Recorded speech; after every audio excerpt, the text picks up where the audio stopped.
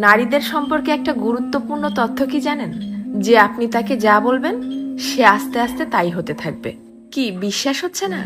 এই যেমন ধরেন আপনি তাকে বললেন যে তুমি দেখতে কিন্তু ভারী মিষ্টি, তখন সে পরিপাটি হয়ে নিজেকে আরো গুছিয়ে রাখা শুরু করবে। আপনি যদি তাকে ভালো বলেন সে আরো ভালো হতে থাকবে। আপনি যদি বলেন যে তোমার মনের মধ্যে অনেক মায়া, ভালোর জন্য তুমি নিমেষেই যে কোনো কিছু কুরবানি দিতে পারো, তখনও সে সেটা রপ্ত করতে শুরু করবে।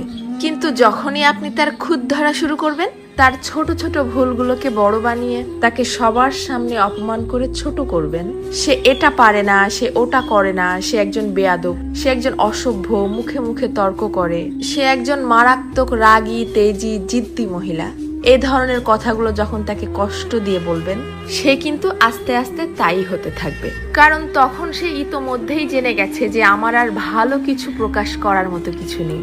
সবার সামনে যেহেতু আমি খারাপ হয়েই গেছি, তো আরো খারাপ হয়ে যাই, তখন আর সে কোনোভাবেই কারোর সামনে নিজেকে সঠিক প্রমাণ করার প্রয়োজনীয়তা অনুভব করবে না। সে ধরেই নিবে যে কেউ আমাকে ভালো বললে ভালো, আর না বললে আরো ভালো। কে বুঝলো বা বুঝলো না এটা নিয়ে আর মাথায় ঘামাবে না। এটুকু তার ঠিকই বোধগম্য হয়ে যাবে যে আমি সবাইকে সম্মান দেখিয়ে লাইনের পেছনেই দাঁড়াই অথবা সামনে, সব অবস্থাতেই আমি খারাপ।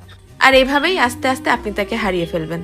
আর একজন নারী কখনোই একদিনে বা একটা কারণে নিজেকে সরিয়ে নেয় না, এর পেছনে থাকে কোটি কোটি কারণ।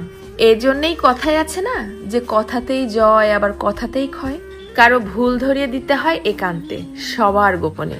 আর কারো প্রশংসা করতে হয় তাকে সামনে রেখেই সবার সামনে। কারো প্রশংসা করাও কিন্তু একটা মহৎ গুণ, যা মানুষের স্বভাব এবং আচরণকে